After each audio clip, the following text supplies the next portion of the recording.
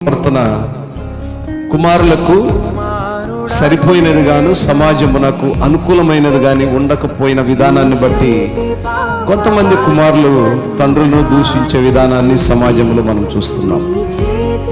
ఏ విధము చేతనైనను తండ్రిని మనము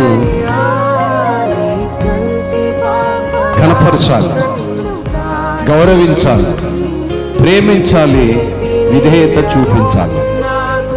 లేఖనాల్లో కూడా మనం చూసినప్పుడు దావీదు కీర్తనలు 103వ కీర్తన 13వ వాక్యాన్ని చదివితే, తండ్రి తన కుమారుల ఎడల జాలి పడినట్లు చాలుమా.